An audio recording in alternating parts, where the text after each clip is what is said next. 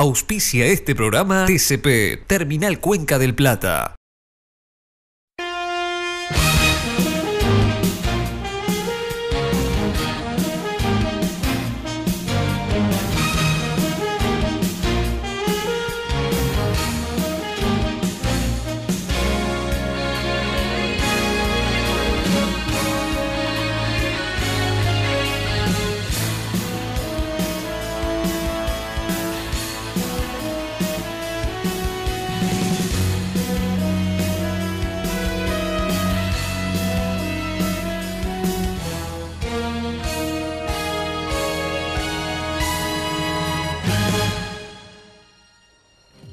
¿Qué tal? El gusto de saludarlos, de recibirlos en esta segunda entrega de Somos Uruguay TV. El agradecimiento muy especial a todos quienes hicieron posible la primera entrega y ya llegamos a nuestro segundo programa. También el agradecimiento para quienes de una u otra forma nos saludaron, nos felicitaron por el debut aquí a través de la pantalla de BTV para todo el Uruguay y para el mundo. Los productos de Somos Uruguay los podrán ver en la página web www.somosuruguay.com.uy y también nos pueden ubicar a través de Twitter y Facebook a través de Somos Uruguay. También la revista ya está para todos ustedes con contenidos imperdibles. Está una entrevista al vicecanciller Luis Porto y también al presidente de la Unión de Exportadores, Álvaro Queijo. ¿Por qué se insiste con el Mercosur? Es el título de la revista de Somos Uruguay en su último número, que ya está para todos ustedes. Pero ahora vamos a los contenidos del programa de hoy y estos son los avances. Balance de gestión, modernización, proyectos y su futuro político. Entrevista al presidente del directorio de ANCAP, Raúl Sendic. La planta regasificadora ya es una realidad. ¿De qué se trata este importante proyecto para el país? Responde la gerente de Gas Ayago, Marta Jara. El rol del Estado en la regasificadora. UTE y ANCAP asociados. Casaravilla y Sendic dan su punto de vista. La Administración Nacional de Puertos jugará un rol importante. La opinión de Alberto Díaz. Y vamos a comenzar con otro tema, un tema muy importante para lo que es la industria uruguaya, como es el sector construcción. La construcción va a crecer 12% en este 2013, con un pico de 73.000 trabajadores.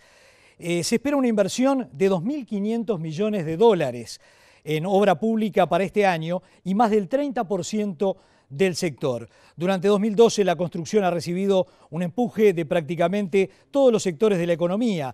Según estimaciones de la Cámara de la Construcción del Uruguay, el crecimiento se ha dado en obra pública y en la privada, con especial incidencia en la actividad privada no inmobiliaria y en particular en Montes de Plata, la empresa que está construyendo justamente una planta de celulosa en Conchillas. La obra pública representó este año un 29% de la actividad creciente de la industria. Ignacio Tei, que es el presidente de la Cámara de la Construcción, afirma que toda esa actividad lleva a la industria de la construcción a un nivel extraordinario en cuanto a su crecimiento. Estuvimos conversando con él y nos explica cuáles son las perspectivas del sector para este año y los siguientes. Este año 2013 está transcurriendo razonablemente dentro de los parámetros que teníamos previstos. 2012 fue un año excepcional, 2013 va a ser un buen año y en nuestra opinión no tenemos ningún elemento para suponer que el 2014 va a ser muy diferente a este 2013. En consecuencia, nosotros creemos que va a ser un año bueno.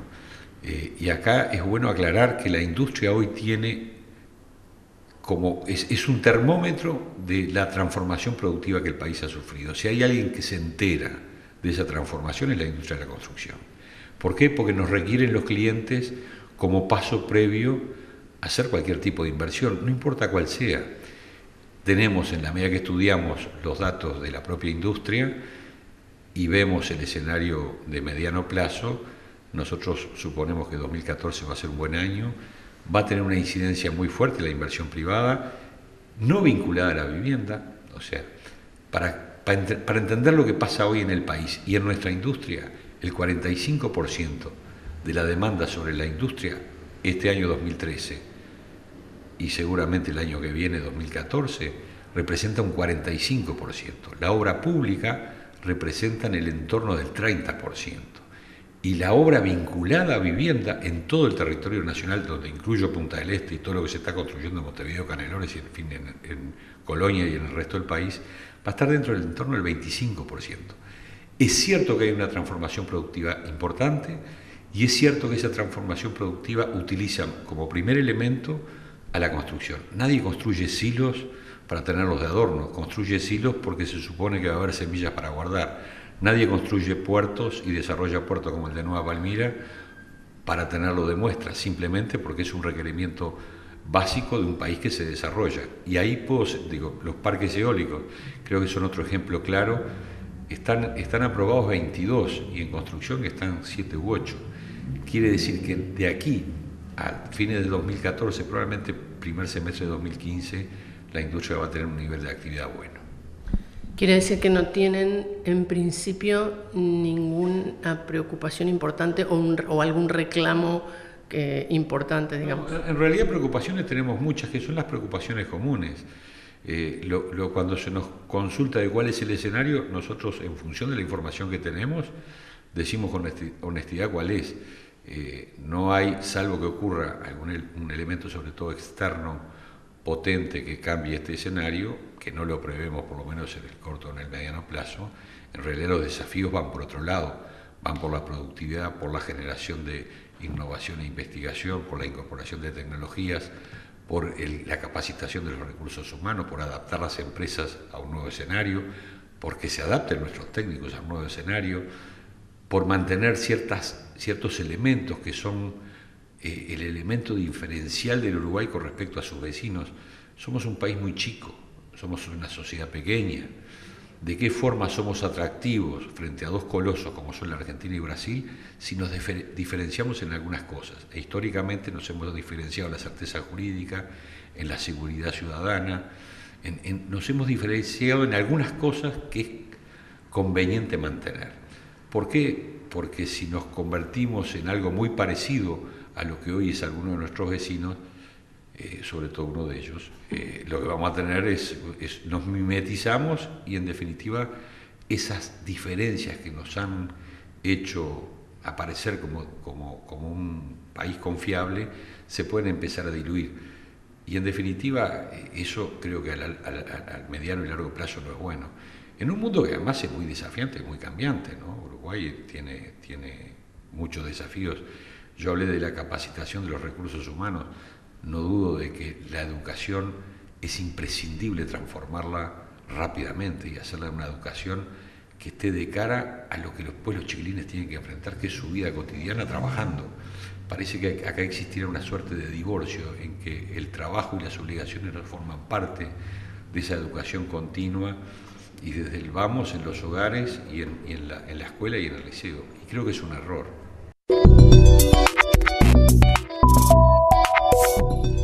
Bueno, allí escuchábamos al presidente de la Cámara de la Construcción, Ignacio Otegui, evidentemente que uno de los sectores que son el motor de la economía uruguaya. Pero vamos a cambiar radicalmente de tema, vamos a hacer la primera pausa, pero luego vamos a recibir aquí al presidente del directorio de ANCAP, a Raúl Sendic.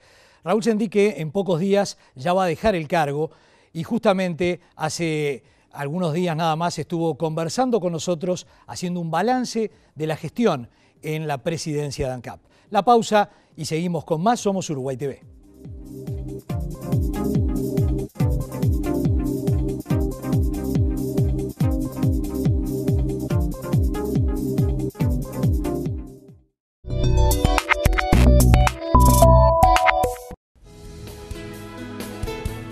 El gusto enorme de recibir aquí en Somos Uruguay TV al presidente del directorio de ANCAP, Raúl Sendic.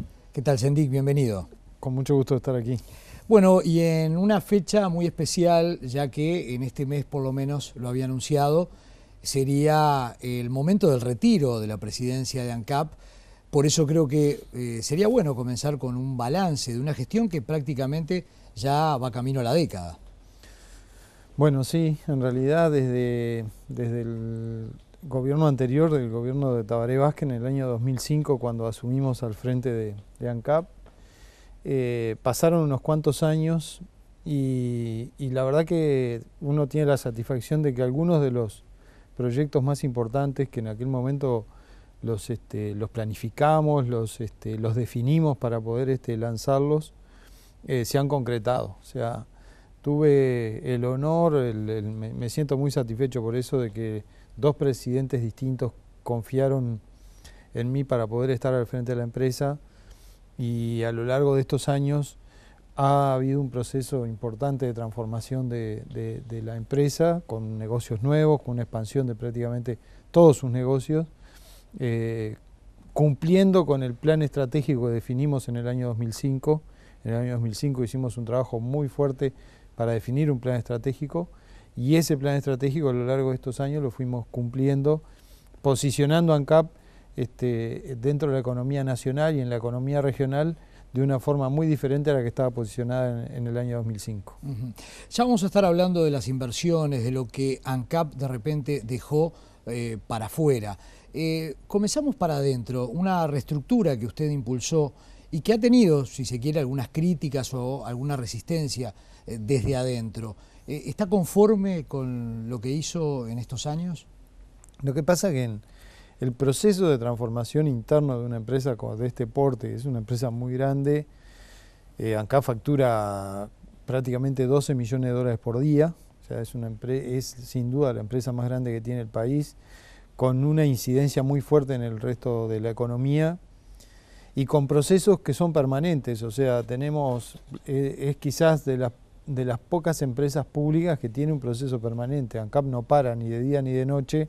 Los procesos en la refinería, los procesos en las plantas de Portland, los procesos en las plantas de biocombustibles, son todos procesos industriales continuos. Eso necesita un nivel de compromiso muy fuerte de los funcionarios, hay un nivel de compromiso fuerte.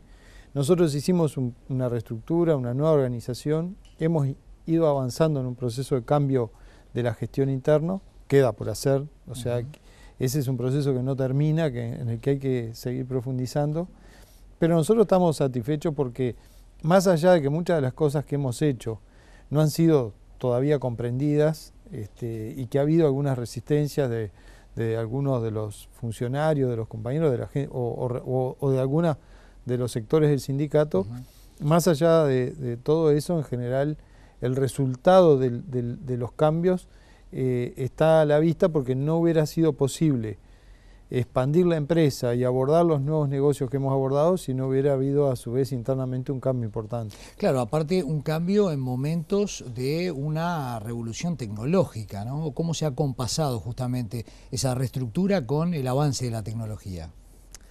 Bueno, lo que pasa es que ANCAP tenía en el año 2005 un atraso tecnológico importante. Las plantas de Portland, por ejemplo, hacía 30 años que no tenían inversiones.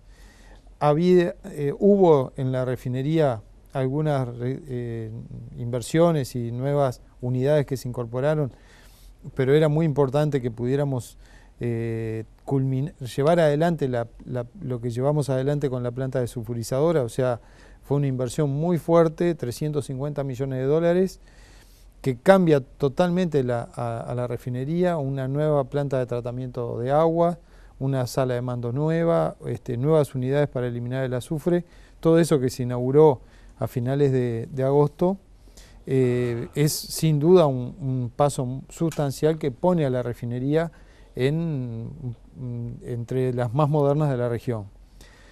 La necesidad de incorporar tecnología en la prospección petrolera, en los biocombustibles, es obvia, digamos, porque son todos procesos nuevos, biotecnología aplicada a los procesos, a los cultivos, a los procesos agroindustriales. La verdad que ha sido un proceso permanente de alianza entre el proceso y lo que estamos desarrollando y la innovación tecnológica. Mucho se ha hablado en cuanto al tema de la inversión y el costo que lleva justamente mantener activa una empresa estatal como es ANCAP, de pérdida. La oposición ha hablado de pérdidas en el 2011, en el 2012. ¿De qué manera se puede argumentar esos millones de dólares de pérdida? ANCAP tuvo en el año 2011 números en rojo, que no quiere, que en definitiva tuvieron que ver con cómo termina el año. A veces hay que pensar que una compra de crudo puesta el 28 de diciembre o el 27 o 28 de diciembre o puesta el 2 o 3 de enero cambia absolutamente todos los números de la empresa, porque una compra de crudo son 110, 112 millones de dólares, 1 millón de barriles de crudo, que si cae el 28 te afecta los números de ese año, o si cae en los primeros días de enero también inciden los números del año anterior, de ese año que estás iniciando. Entonces, a veces lo importante es ver la evolución de la empresa en el transcurso del tiempo. Y la evolución de la empresa indica que ANCAP más que duplicó su patrimonio en este periodo, o sea, ANCAP tenía un valor patrimonial en el año 2005 y hoy vale más del doble de lo que valía en el año 2005 desde el punto de vista patrimonial. ANCAP tiene una de las mejores calificaciones que tienen las empresas en el Uruguay, o sea, las calificadoras internacionales califican al Uruguay y califican a ANCAP, y ANCAP tiene un excelente nivel de calificación, al igual que tiene la deuda país, o sea que ANCAP acompaña la calificación del país. Ha hecho inversiones millonarias a lo largo de los últimos años. El promedio de inversiones ha andado entre los 220 y los 250 millones de dólares por año. Por lo tanto, en realidad, nosotros estamos muy satisfechos por la evolución económica y financiera de la empresa. Y efectivamente, esa evolución es la que permitió abordar negocios como la exploración petrolera y que las empresas tengan confianza. Salir de algunos de los negocios tremendos, horribles que tenía ANCAP en el año 2005. En el año 2005 teníamos una red de estaciones de servicio en la Argentina y estábamos transfiriendo 11 millones de dólares por mes, cubriendo pérdidas en la República Argentina. Un negocio que salió bastante caro para un negocio caro, y que todos recuerdan que por fin después pudimos salir de ese negocio y resolver esa sangría permanente que tenía la empresa. Entonces, nosotros estamos satisfechos, digamos, con la evolución que tuvo la empresa en estos años. Por supuesto que una empresa que tiene un giro de tanto volumen de dinero, cuesta llevarla, monitorearla en forma permanente. Hemos procurado hacerlo.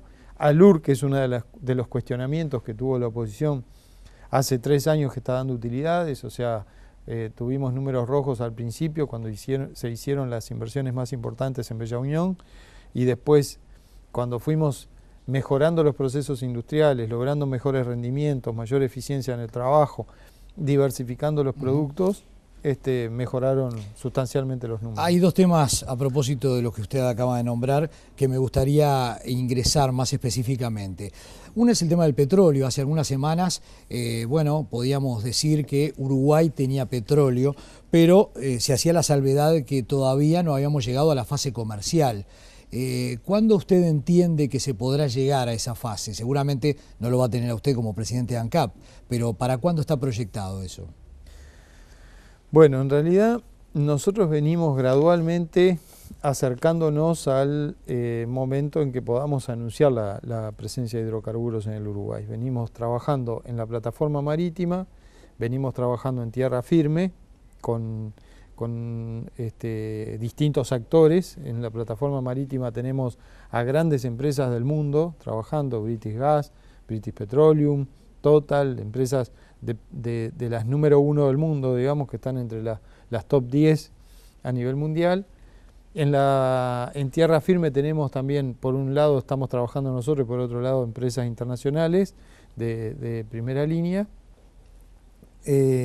Hemos encontrado indicios muy alentadores para seguir trabajando, o sea, hemos encontrado que hay roca generadora, hemos encontrado la presencia de petróleo, y hay que seguir trabajando, porque yo pienso que este es un proceso que necesita todavía 3 o 4 años más de trabajos hasta llegar a conocer mejor todas esas estructuras y a encontrar una estructura productiva, digamos. Claro, pero ¿podemos hablar de un autoabastecimiento? Espero que sí.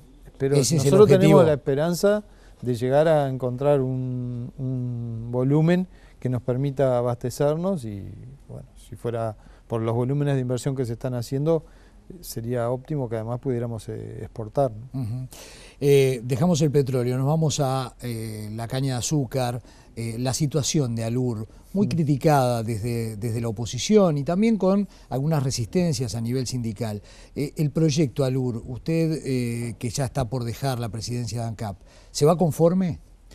Sí, yo pienso que hubiera sido de nosotros, del Uruguay, desde el punto de vista de la matriz energética, si no hubiéramos hecho estas inversiones. O sea, no tendríamos hoy disponibilidad de biocombustibles en el Uruguay, por ejemplo, algo que está ocurriendo en todo el mundo, en el Uruguay no lo tendríamos. O sea, todos los países de América, los países de la región son productores de biocombustibles, menos nosotros, si no lo hubiéramos hecho.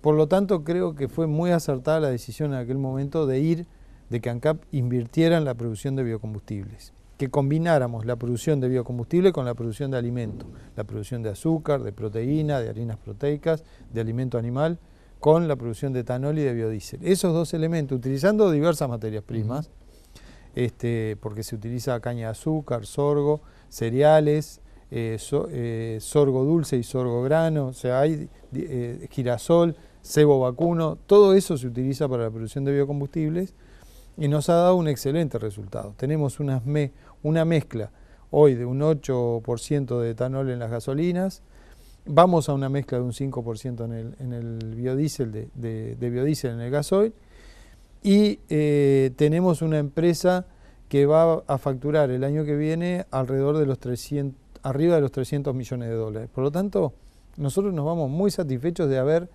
podido desarrollar desde cero algo que no existía en el Uruguay y que hoy se ha convertido en una de las empresas más importantes del país. Alur es una de las empresas más importantes del país. Que además es bueno destacarlo, tiene un costado social muy importante, ¿no? Una zona que se ha reactivado, que estaba prácticamente muerta y que se ha reactivado desde el punto de vista social. Sí, en Bella Unión efectivamente tiene un impacto muy fuerte, pero también va a tener un impacto muy fuerte en Paysandú, donde hay que instalar 50.000 hectáreas de cultivos para alimentar la nueva planta que estamos construyendo.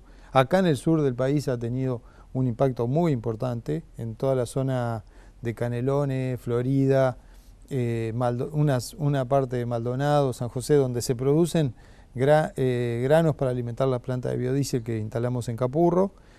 Por lo tanto, el efecto, el resultado de esta inversión ha tenido un impacto muy importante, sobre todo para los pequeños y medianos productores que producen materias primas para Alur. Sendik, para terminar, en unos días ya va a dejar la presidencia de ANCAP y se va a dedicar a la actividad política. ¿Dónde lo podremos estar viendo? ¿En un rol legislativo, en un rol ejecutivo? No sé. No, ¿cuál es su proyecto? Obviamente que tengo definiciones tomadas sobre eso, pero hasta que dentro de unos días no dé un paso al costado de la gestión de ANCAP, cuidando de no vulnerar lo que la Constitución establece, no puedo hacer referencia a eso, así que seguramente ya tendremos oportunidad de conversar de esas cosas cuando demos un paso al costado y nos dediquemos a la actividad política. Pero ya lo tiene planificado, eso sí. Lo tengo planificado, sí. Bueno, muchísimas gracias por haber estado con nosotros aquí en Somos Uruguay TV, así que el gusto va a ser recibirlo nuevamente, quizás en otra faceta, ¿no? Ya en la actividad política. Muchas gracias y mucha suerte con este nuevo emprendimiento. Muchísimas gracias. Muy bien, hasta aquí entonces este diálogo con el presidente de ANCAP, Raúl Sendik.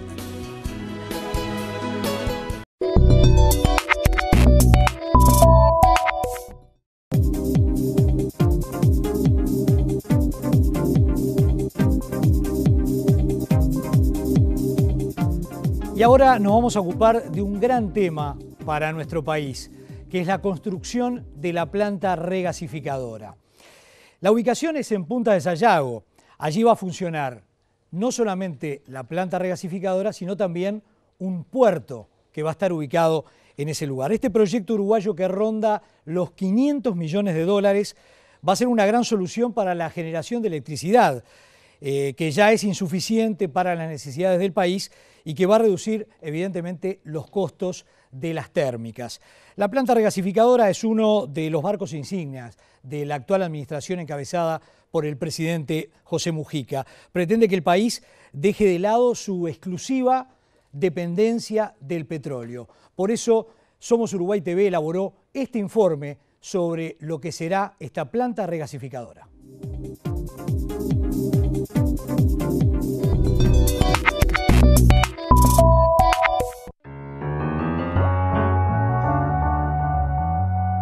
Para transportar gas es algo muy complicado porque tiene un volumen muy grande. Entonces se lleva al estado líquido enfriándolo y eso hace que el volumen se reduzca en 600 veces. Entonces lo podemos transportar y almacenar de una manera conveniente. Al tener una regasificadora lo que vamos a tener es un tanque muy grande donde se guarda esa energía de una forma concentrada porque está poca unidad de volumen. Y en la medida en que el mercado va necesitando consumir ese gas, se calienta para que vuelva a su estado gaseoso y se entrega por los gasoductos y las cañerías de distribución que llegan a las casas, a las industrias, a las plantas eléctricas.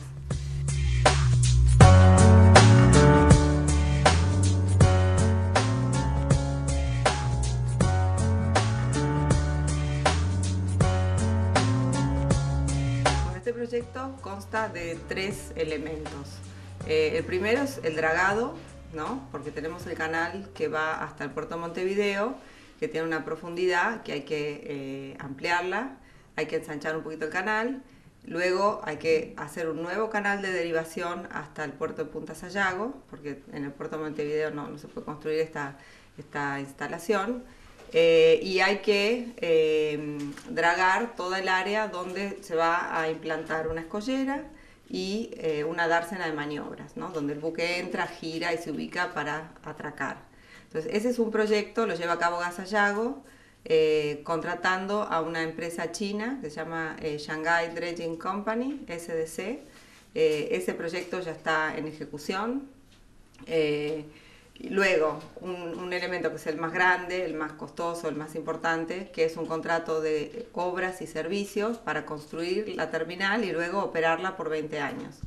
La terminal es, por una parte, una obra civil muy importante, que es el abrigo para que se puedan atracar esos buques, es una escollera con instalaciones de atraque que se llaman jetties, y luego un barco donde se va a almacenar el gas, de 300.000 metros cúbicos.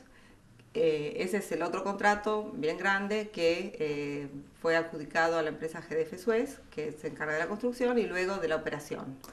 Y después un tercer elemento es un gasoducto, que es lo que permite llevar el gas desde el barco hasta tierra y luego donde se conecta con el gasoducto existente, que se llama Gasoducto Cruz del Sur.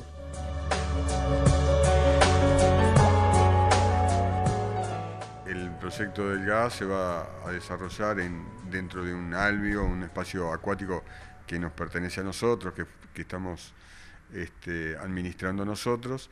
Y por otra parte vamos a hacer el soporte con la parte de tierra para que la obra se pueda, las cosas que se puedan prefabricar allí se puedan prefabricar. El obrador de este gran proyecto va a estar instalado en nuestro predio. Entonces somos realmente un actor importante en la cadena sin tener que ver ni con la compra del gas, ni con la distribución, ni con la matriz energética, pero es un proyecto que apoyamos mucho. Hay que reconocer que el tema energético y el tema del gas en particular, lo que va a hacer, a nuestro juicio, es que se hable del lugar, Punta de Sayago, a nivel internacional. También la empresa propiedad del Estado se llama Sayago Sociedad Anónima, o sea, realmente hay bastante similitud en la forma de referirnos al lugar, al proyecto en sí, y vamos a ser beneficiados como administración de una propaganda gratuita a nivel internacional que nos va a posicionar a este punto, a este polo que queremos desarrollar desde el punto de vista portuario, ahora sí, usando lo que nos brinda las otras empresas del Estado. En este caso aprovechamos una sinergia de este tema. Pensamos que nuestro desarrollo portuario va a venir a posterior de esto. Suponemos que desde ahora 2 años va a tardar en estar funcionando la regasificadora. A partir de allí empezaremos a ver el desarrollo de nuestra obra portuaria.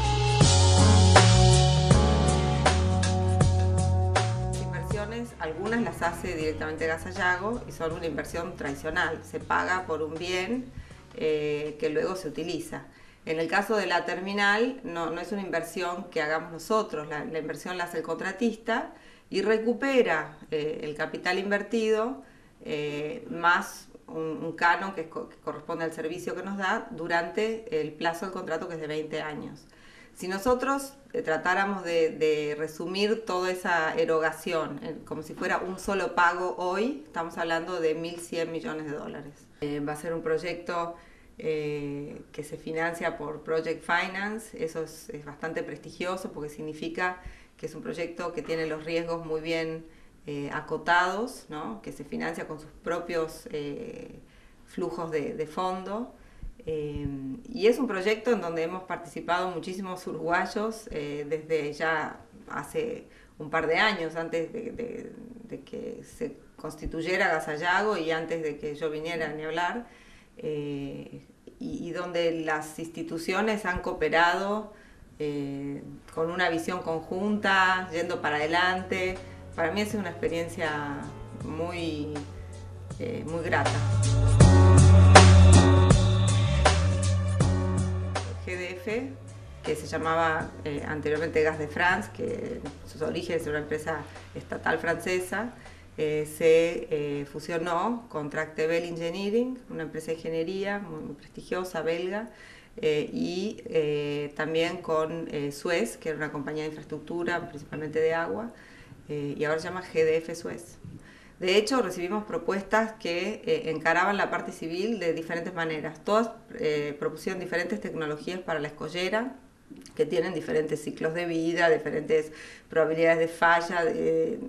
O sea, había muchas cosas que mirar por ahí. Después estaba la tecnología del barco, que también tiene sus matices. Y había aspectos de seguridad en el diseño, cómo es la ruta de los barcos que se aproximan, y hay conceptos más seguros que otros. Entonces fue muy interesante ver cómo los técnicos que venían de diferentes instituciones, de nuestros accionistas, UTE y ANCAP, de la Dirección Nacional de Energía, de la ANP, que de alguna manera es la parte que nos recibe en el ALBE, donde se implanta la terminal, prefectura, UDELAR, o sea, realmente un equipo muy bien formado con todas las disciplinas, y ellos fueron evaluando, ¿no? y fijándose a ver si las propuestas tenían algún punto que la hacían no aceptable, ¿no? Y lo fueron buscando cómo ir resolviéndolos para decir, bueno, cuáles son las técnicamente viables y después ver un poco la parte económica.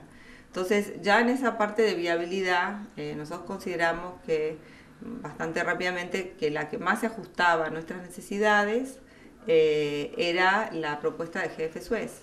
Entonces, lo que hicimos, dado que el mecanismo de contratación nos permitía hacerlo, buscar una ventaja económica mientras había una situación de competencia. Entonces, tratamos de rápidamente negociar algunos aspectos, anclar mejoras de precios y mejoras de condiciones para poder adjudicar a GDF Suez. La obra portuaria hoy existe y se va a desarrollar en forma paralela, que es considerar a Punta de Sayago como un espacio portuario anexo al puerto de Montevideo, pero funcionando como puerto seco. Sé que hay gente que no le gusta esta denominación, pero es claro, no va a tener barcos en el primer momento. La propuesta de mediano plazo es que tenga 1 o 2 puestos de atraque ya para barcos de porte, barcos de similar porte a los que entran hoy en el puerto de Montevideo. Y para eso es necesario que haya un canal de navegación hasta allí, de 12 metros o más, que haya una protección para lo que son inclemencias del tiempo, la agitación de los barcos para que se pueda operar la mayor parte del tiempo, y tanto el canal como la protección vienen de la mano de la regasificadora. No es posible invertir la situación y decir, bueno, primero vamos a hacer el puerto y después que llegue la regasificadora, porque en el desarrollo sustentable de esto, la carga tiene que seguir con su evolución creciente, y para nosotros tiene que ser un proyecto que cierre económicamente. Entonces no era posible, no era viable arrancar primero con el puerto, sino que necesitamos de este impulso de otras empresas públicas para poder hacerlo. O sea que a nosotros nos va a dejar la regasificadora una protección marítima, que la vamos a terminar pagando, la vamos a recomprar esa protección. Hay que ver que es una concesión lo que estamos haciendo a Gas Sayago. Cuando termina la concesión, esos bienes pasan a nosotros como administración, pero ahí ya estamos hablando de largo plazo, 15 años o con una renovación quizás 30. Lo que está claro que viene bien en lo que es el proyecto de desarrollo del Sistema Nacional de Puertos que manejamos, y es el desarrollo futuro de nuestro puerto. Hoy Montevideo va a tener el muelle C, vamos a decir, el año que viene, y no hay mucho espacio más para crecer, y Punta Sayago tiene la posibilidad que Montevideo no tiene. Nosotros somos un instrumento de una política energética cuyo pilar es la soberanía, que se logra a través de recursos autóctonos, y como todos sabemos se ha volcado mucho a los renovables. Los renovables tienen una limitación, que es que no necesariamente se pueden manejar por el hombre en el momento en que hace falta, ¿no? Entonces hace falta un respaldo, y ese respaldo es térmico. En todo el mundo hay una transición hacia combustibles de menor impacto ambiental. El combustible fósil de menor impacto es el gas, porque tiene mayor unidad de energía por unidad de gases de efecto invernadero que producen la combustión. Y además presenta una ventaja económica que está asociada a la escasez del recurso. El petróleo es un recurso que se viene explotando hace muchos años, donde los yacimientos están cada vez en zonas de acceso más difícil, tecnológicamente más difíciles, que requieren más inversión. El gas es más abundante. Ha habido una revolución recientemente, sobre todo en Estados Unidos, donde se están explotando yacimientos no convencionales, con una tecnología nueva, y eso pone un recurso disponible a precios muy competitivos. Entonces esa es la justificación económica de moverse hacia el gas. La planta está ubicada aproximadamente 2,5 kilómetros costa afuera, o sea que guarda distancias de seguridad muy prudentes, ¿no? De acuerdo a las normas. Los habitantes de Punta Sayago van a sentir la presencia de la regasificadora durante la etapa de la construcción, porque ahí es inevitable que haya un tráfico de camiones, materiales que se desplacen, etcétera. Pero realmente después la planta está muy adentro en el río, hay que mirar las imágenes y no hay afectación para los habitantes. Evidentemente que este proyecto apunta, según las autoridades de gobierno, a cambiar la matriz energética del país, y ha despertado alguna disconformidad. Por ejemplo, la Coordinadora de Vecinos del Oeste, que desde que se firmó el contrato, este acuerdo a principio de este mes de octubre, ya ha manifestado y ha anunciado posiblemente acciones a nivel judicial. Pero en el mundo, ¿qué es lo que pasa con la producción de gas natural? ¿Quiénes son los países que están a la vanguardia? Bueno, allí Indonesia es uno de los 3 grandes productores de gas natural en el mundo, que exporta. También está Australia allí, y en primera línea está Qatar, que es el principal productor. Vamos a hacer la última pausa. Luego vamos a estar hablando con los socios estratégicos de este proyecto, que son UTE y ANCAP. Hacemos la pausa y ya venimos al tramo final de Somos Uruguay TV.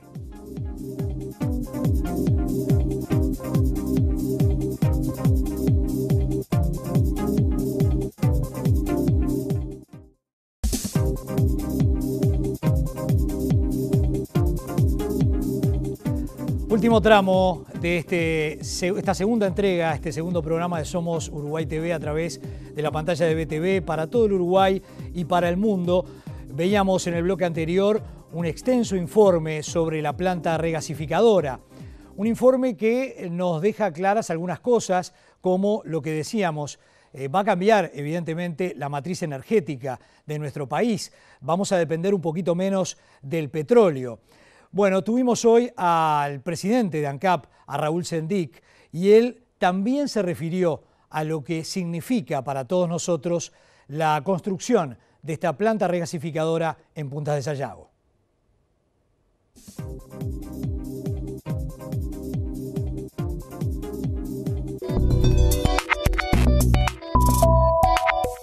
Para dar una idea del volumen de energía que va a estar acumulado ahí, es como si volviéramos a construir todas las represas que hay en el país. O sea, la planta regasificadora en el volumen de energía que tiene acumulado, que va a estar instalada en Punta de Sayago, es como si hiciéramos Alto Grande, Palmar, Rincón de Bonete y Baigorria, todas juntas a la vez en un solo lugar, en un barco.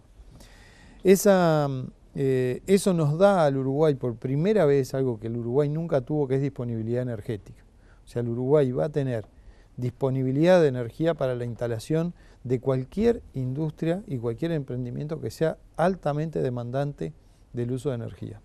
Pero no solamente eso, sino que además vamos a abastecer nuestras necesidades y nos vamos a convertir en proveedores de energía para la región, de gas para la Argentina y de energía eléctrica para la Argentina y para Brasil a través de la interconexión eléctrica con Brasil. Por lo tanto, nosotros estamos muy satisfechos de haber desarrollado este emprendimiento, estamos muy satisfechos de que Mujica haya puesto énfasis en este proyecto cuando se lo planteamos, porque efectivamente es un cambio muy importante en la matriz energética del país y a su vez nos permite jugar, digamos, en la región, ser un actor de la región, llevando energía a Argentina. El Gran Buenos Aires es altamente demandante de gas y Argentina tiene volúmenes de importación muy altos de gas, y ustedes saben que ya la presidenta argentina y las autoridades argentinas han manifestado su decisión de comprar gas desde nuestra planta, así que son elementos que nos llenan de satisfacción. Es una última tecnología incorporada en el Uruguay para la producción de energía, para la producción de electricidad y para el suministro industrial y doméstico. Y el ciudadano común seguramente se puede estar preguntando, ¿esto qué va a tener? ¿Una baja en los costos de electricidad, de energía para nuestro país? Sí, va a haber o sea, el precio del gas va a tener una baja a la relación que tiene hoy. Va a ser más barato el precio del gas industrial, el precio del gas doméstico, y va a haber un elemento importante incorporado, que es el uso del gas para el consumo vehicular, que hasta ahora nunca lo hemos instalado. O sea, por lo menos al principio las flotas de taxis y de ómnibus van a tener posibilidad de utilizar vehículos, motores duales a gasolina y a gas. Sin lugar a dudas que esto va a ser muy importante para la vida de todos los uruguayos, la utilización del gas natural licuado para producir energía, cuyo consumo va a ser tanto a nivel industrial como hogareño. Utilizar gas natural es una perspectiva más que interesante, es atractiva, ya que se afirma no solo en que es más económico que los derivados del petróleo, sino que se trata de un producto ecológico, ¿no? Tanto que se habla de la ecología, de cuidar el medio ambiente por estos tiempos, bueno, esto lo va a lograr. Amigable con el medio ambiente porque se va a utilizar menos carbón y menos sulfuro. El otro socio estratégico de este proyecto de Gas Sayago es UTE. El ingeniero Gonzalo Casaravilla, presidente del directorio de UTE, en línea de encuentro, días atrás, hizo referencia a este tema.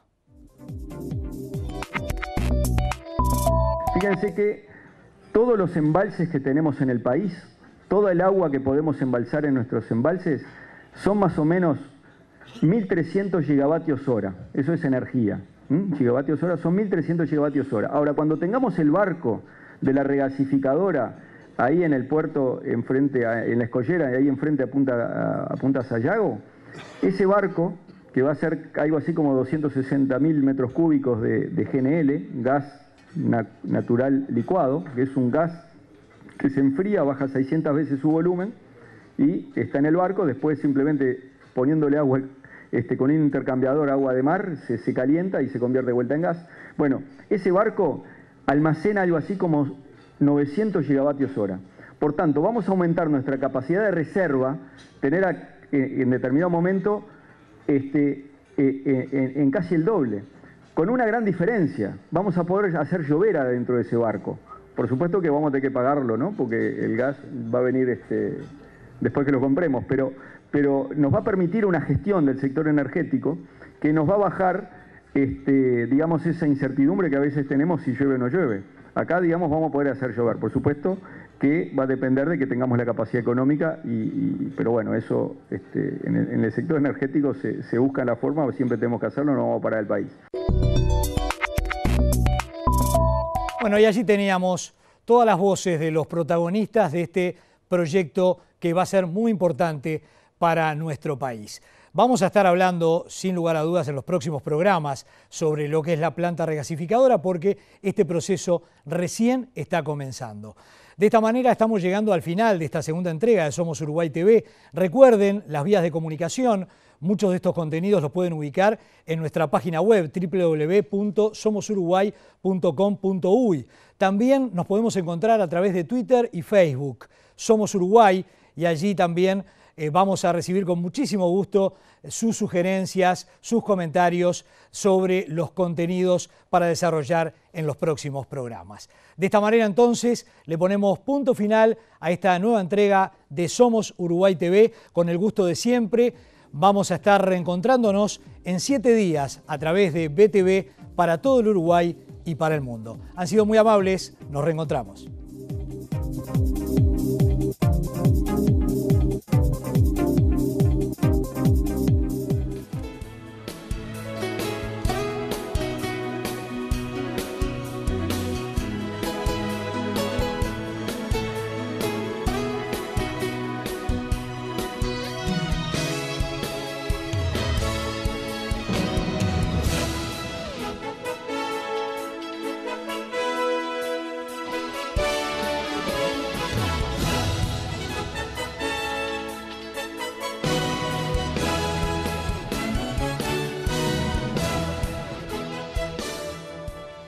Auspició este programa TCP, Terminal Cuenca del Plata.